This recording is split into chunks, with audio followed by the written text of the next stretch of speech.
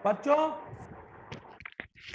अब ध्यान दो, अभी मैंने क्या बताया कि लाइट श्रृंखला, एंटीबॉडी की लाइट श्रृंखला अपनी जगह चेंज कर सकती है, इसलिए उसको हम क्या बोलते हैं, परिवर्तनशील। क्या वो अंदर से बाहर और बाहर से अंदर जा सकती है क्या? और वो मैं आपको बताना चाहूंगा, वो ये एरो का निशान क्या होता है कि ये हल्की श्रृंखला अंदर से कहां जा सकती है, बाहर। ये देखो मैंने यहां बता दिया अलग डायग्राम बनाकर, अलग डायग्राम बनाकर समझा। इस चित्र में आपको हल्की श्रृंखला कहां दिखाई दे रही है, अंदर की ओर, और इसमें कहां पर आ गई, बाहर की ओर। समझ आ रहा है?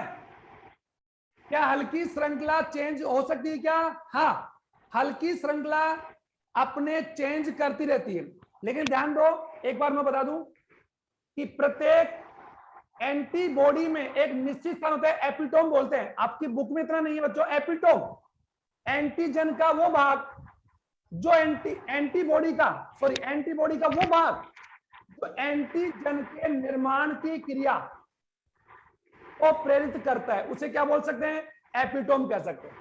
लेकिन आपकी बुक में इतना नहीं, एपिटोम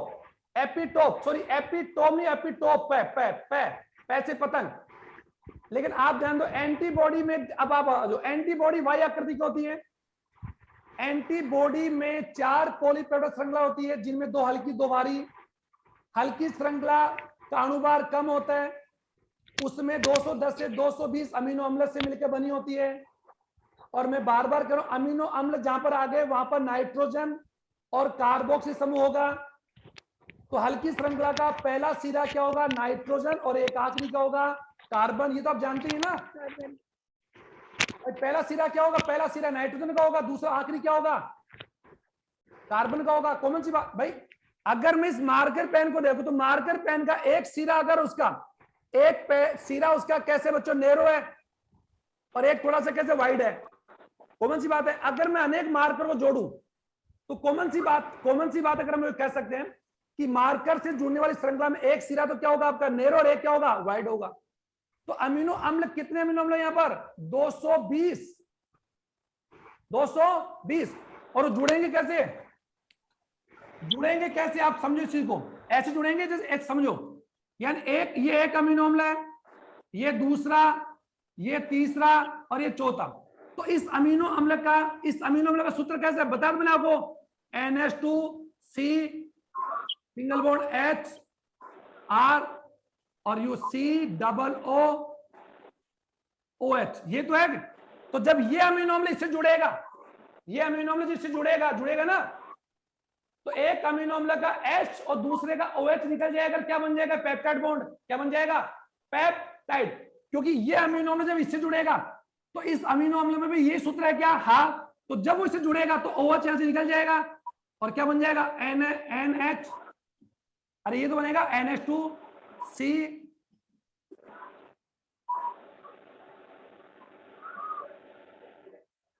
अब मुझे बताइए सर, ये एक अमीनो अम्ल है पहला, और ये कौन सा है, दूसरा। तो पहला अमीनो अम्ल जब दूसरे अमीनो अम्ल से जुड़ रहा है, आप ध्यान, दूसरे अमीनो अम्ल से जो जुड़ रहा है, तो बताओ पहला सिरा क्या है, पहला भाग क्या है, नाइट्रोजन, और आखिरी क्या है, कार्बन। तो 2 अमीनो अम्ल जब जुड़ रहे हैं तब भी ऐसा ही होगा, और 1000 जुड़ेंगे तब भी ऐसा ही, क्योंकि पहला कोई ना कोई पहला होगा और कोई ना कोई आखिरी होगा ना भाई। आप एक बार मुझे बताओ, अभी मैंने कितने अमीनो अम्ल जोड़े आपके सामने, 2। तो पहले यानी इसको जोड़ने पर, और ये इनके बीच, ये जो इनके बीच, ये जो आप देख रही है, ये कौन सा बॉन्ड है बच्चों, पेप्टाइड। और यहां पर अमीनो अम्ल कितने हैं, 2। कितने अमीनो अम्ल थे यहां पर, 2 अमीनो अम्ल जब जुड़े, ये देखो अमीनो अम्ल। अब जब 2 अमीनो अम्ल जुड़ेंगे तो ये कौन सा बॉन्ड बन गया, पेप्टाइड बॉन्ड। और 2 अमीनो अम्ल के बीच में कितना पेप्टाइड बन रहा है, एक। तो इसका नाम क्या होगा, मोनोपेप्टाइड। ये तो मैंने 10th पढ़ाया था, 11th में, मोनोपेप्टाइड। तो 2 के बीच में 1 बनेगा, तो 100 के बीच में कितना बनेगा, 99। क्योंकि किसी भी पॉलीपेप्टाइड में अमीनो अम्ल की संख्या में से अगर हम 1 घटा दें तो किसकी संख्या जाएगी, पेप्टाइड बॉन्ड की। भाई 2 अमीनो अम्ल के बीच में कितने पेप्टाइड बॉन्ड बन रहे हैं, 1। तो नाम क्या है, मोनोपेप्टाइड। नहीं समझ आ रहा है क्या, मोनोपेप्टाइड। तो मैंने कहा अगर 220 अमीनो अम्ल जुड़े, कितने, 220, 1 2 3 4 5 6 7 8 9 ऐसे। तो 220 अमीनो अम्ल जब जुड़ेंगे आपस में तो कुल कितने पेप्टाइड बॉन्ड होंगे? 219। आवाज 219। अब तो आ गया। और अगर प्रश्न आ जाए कि 219 पेप्टाइड बॉन्ड के लिए कितने अमीनो अम्ल होंगे तो 220 आ गया ना। तो अभी आपने क्या देखा यस सर। कि ग्लोबुलिन की हल्की श्रृंखला में कितने अमीनो अम्ल है? 220। तो 220 जब जुड़ेंगे तो क्रम से जुड़ेंगे ना। अरे क्रम तो आएगा ना, तो कोई ना कोई क्या होगा पहला, यानी कोई ना कोई क्या होगा फर्स्ट, और सबसे आखिरी वाला कौन सा होगा? 220। तो पहले नंबर का जो अमीनो अम्ल होगा उसमें कौन सा सिरा दिखाई देगा? नाइट्रोजन। और आखिरी वाला क्या दिखाई देगा? सी, कार्बन। ये यहां देख लो, यहां पर देख लो, यस सर। ये रहा नाइट्रोजन और ये रहा कार्बन, जो मैंने भी लिखा था एन और सी लिखा। और अब इन अमीनो इन पॉलीपेप्टाइड श्रृंखलाओं में आपस में जो बॉन्ड होता है वो कौन सा बॉन्ड होता है? Die sulphide. पेप्टाइड वही देखो, ऐसे लंबाई में तो कौन सा बॉन्ड है? लंबाई में कौन सा बॉन्ड है? पेप्टाइड। लंबाई में कौन सा बॉन्ड है बच्चों? लॉन्जिट्यूड में तो कौन सा बॉन्ड से जुड़ी हुई है? पेप्टाइड। पेप्टाइड। और हॉरिजॉन्टल? और हॉरिजॉन्टल डाई सल्फाइड। ये देखो ऐसे बताया ना अभी आपको मैंने, ये रहा, ये रही श्रृंखला, एक ये श्रृंखला, ये कौन है? N S. ध्यान सुनना, ये कौन है? पॉलीपेप्टाइड। ये कौन है? पॉलीपेप्टाइड। अब दोनों में अगर बात, इन दोनों में अगर बात करें, कार्बन सल्फर और कार्बन, तो मुझे बताओ ये कौन सा बॉन्ड आ गया? डाइसल्फाइड। तो डाइसल्फाइड बॉन्ड क्या करता है? इन श्रृंखलाओं को क्या करता है? जोड़ता है। नहीं आ रहा? अरे बच्चों सीडी देखिए, सीडी में कितने बांस होते हैं? 2 होते हैं। तो सीडी जब आप फड़ी होगी, सीडी फड़ी है, देखो ये रही सीडी। अब सीडी को दोनों जोड़ने के लिए आपने क्या लगा दिए? छोटे छोटे लकड़ी के टुकड़े लगा दिए ना। तो ये लकड़ी के छोटे छोटे टुकड़े क्या करें? बड़े बांस के इन रज्जुओं को क्या करें? जोड़ रहे हैं। अब तो समझो। तो आपने क्या देखा कि इस पॉलीपेप्टाइड श्रृंखला में कौन सा बॉन्ड होता है? Disulphide. लेकिन कौन सा बॉन्ड होगा? अनुप्रस्थ। ओके। और ऐसा कौन सा बॉन्ड है? पेप्टाइड। ठीक है, ये बना के दिखा रहा, देखो कार्बन किसका? इस श्रृंखला का। कार्बन किसका? इस श्रृंखला का। और डबल एच कौन? Disulphide bond. ठीक है, तो ये मैंने आपको अमीनो वो बता दी। प्रोटीन क्या बोलते हैं? एंटीबॉडी के प्रकार में कल 2-3 बता रहा हूं। आईजीजी, आईजीए, आईजीई, आईजीडी और आईजीएम बताया ना आपको ने। अब ये आपकी बॉडी में, ये आपके रक्त में, ये आपके सर्वाधिक एंटीबॉडी बनते हैं। और ये बॉडी कहां बनते हैं बच्चों? तरल में। और आप जानते हैं एंटीबॉडी का निर्माण कौन करेगा? B lymphocyte. किसकी प्रेरणा से? एंटीजन। और आप जानते हैं कि आपकी बॉडी में एंटीजन हमेशा जाते रहते हैं। और सबसे एंटीजन का संक्रमण का खतरा कहां पर है? ब्लड में। ब्लड या फिर आहार, नाल, श्वसन तंत्र, और ये सारे पदार्थ अंततः कहां पहुंचेंगे? ब्लड में जाएंगे। तो ब्लड में सबसे ज्यादा एंटीबायोटिक या इम्यूनिटी सिस्टम होता है क्या? तो मैं बोलूंगा हाँ। और उसका नाम कल बताया था HMIC या फिर AMIC। एक ही बात है। H और A का तो फर्क है। H क्यों? तरल माध्यम में, और A क्यों? एंटीबॉडी। ठीक है, और एंटीबॉडी कौन सा? IgG सबसे ज्यादा बनता है, सबसे ज्यादा। और एक जान दो, प्रेगनेंसी पीरियड में किसी भी फीटस को, फीटस कौन बच्चों? एम्ब्रियो, गर्भ। 20 सप्ताह के बाद हम उसको एम्ब्रियो ना बोलकर बोलेंगे फीटस। हम पढ़ेंगे, we will read in 3rd chapter पढ़ेंगे ना, 3rd में पढ़ेंगे। ओके, स्टार्टिंग में उसका नाम क्या होता है? युग्मनज। प्रेकोशिकीय, 2 कोशिकीय, 3 कोशिकीय, 4, 8, 16 कोशिकीय, मोरुला, फिर ब्लास्टुला, फिर गैस्ट्रुला, फिर उसको बोलते हैं 1 महीने, 2 महीने, 3 महीने, ऐसे बोलते हैं। ठीक है, ओके। तो इस प्रकार से आपकी क्लास समझ आ गया होगा। अब बात आती है कि प्रेगनेंसी पीरियड में किसी फीटस को अपनी मां की प्लेसेंटा द्वारा एंटीबॉडी मिलती है। मैंने बार बार कहा था।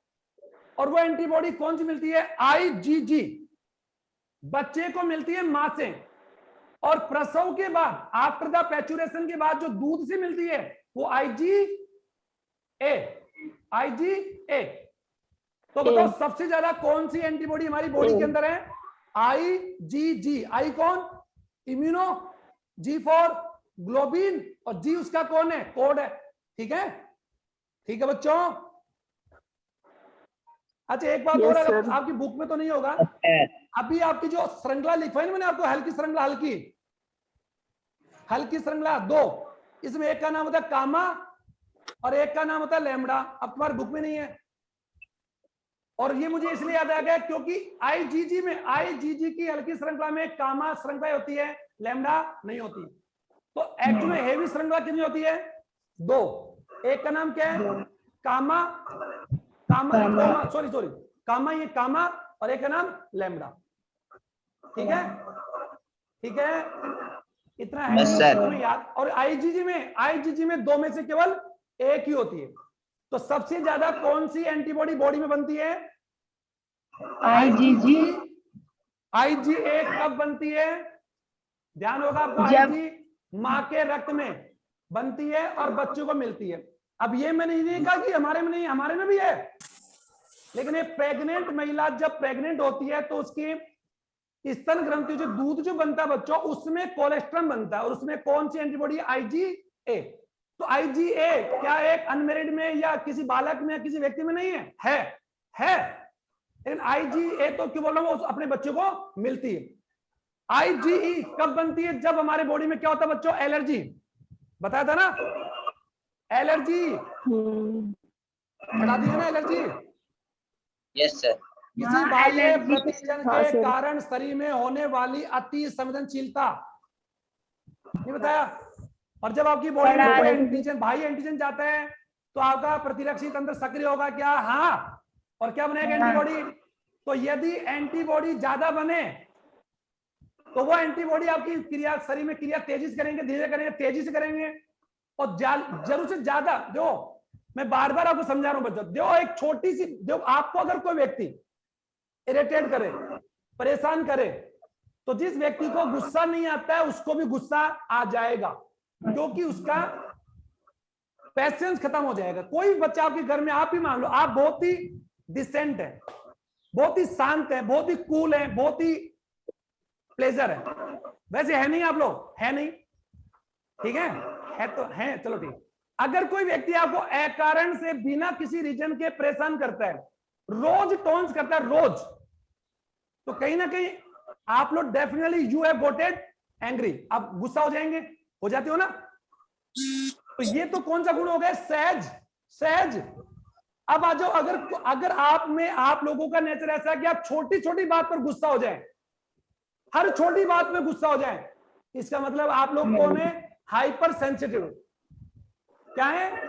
हाइपर सेंसिटिव है। नहीं समझा रहा? आ गया ना? तो हम सभी कौन है? संवेदनशील है, हम सभी सेंसिटिव है क्या? हाँ। yes. लेकिन हाइपर सेंसिटिव जब हो जाएंगे, जैसे बात पर गुस्सा आना। आप मुझे बताइए सर, आपके नाक में जब कभी को धूल मिट्टी का कण जाता है तो डेफिनेटली आपको क्या आती है? छींक आती है, अरे स्नेजिंग होती है ना, होती है। लेकिन अगर आपको थोड़ी सी धूल जाती, 10 बार 20 बार छींक आए, इसका मतलब क्या है? Hyper sensitive. ठीक है। बरसात के दिनों में त्वचा पर खुजली सबके चलती है, सबके होता है सर, लेकिन अगर उस किसी की ज्यादा होती है तो मतलब हाइपर सेंसिटिव। कोई व्यक्ति दुख होने पर या खुशी होने पर रो पड़ता है, हम सब जानते, सबके आंसू आ जाते हैं, लेकिन कोई छोटी सी बात पर ही रो जाए तो हाइपर सेंसिटिव। ठीक है। तो हाइपर सेंसिटिविटी को बोलते हैं एलर्जी, और एलर्जी की स्थिति में बॉडी में कौन सी एंटीबॉडी ज्यादा बनती है ब्लड में? IgE। बस इतना ध्यान कर लो। ओके। और IgD और IgM जो है, ये आपकी मास्ट कोशिका में होती है, लीवर कोशिका में, अग्नाशय कोशिका में, त्वचा में, हर जगह पाई जाती है। वैसे पूरी बॉडी में ये पांचों पाई जाती है। ठीक है। और यही आपकी बॉडी में लड़कर आपको रोगों से बचाती है। ओके बच्चों, good night Yes, everyone, sorry good evening, क्या बोलूं, good afternoon, good afternoon Good afternoon, sir. कल मिलते हैं, गुड आफ्टरनून सर। ओके कल मिलते हैं बच्चों, है ना। आपकी क्लास आज थोड़ा मैं आज थोड़ा जल्दी क्लोज कर रहा हूँ ना, ठीक है। Yes, sir. Okay sir. तो आपकी क्लासें वैसे भी 40 मिनट से बहुत ज्यादा हो जाती है, तो वैसे आपकी टॉपिक तो पूरा हो जाए। कल हम लोग, अब कल हम इस चैप्टर का आखिरी टॉपिक पढ़ेंगे, ड्रग पढ़ूंगा। तो वो कल वाला टॉपिक है ना, कल समझाने वाला टॉपिक ज्यादा है। कल मैं खड़े खड़े आपको लेक्चर देने वाला हूँ, लिखवाऊंगा कम लेकिन समझाऊंगा ज्यादा, तो थोड़ा पढ़ के आना ड्रग को, ठीक है। Okay Yes, sir. ओके बच्चों, गुड आफ्टरनून एवरीवन।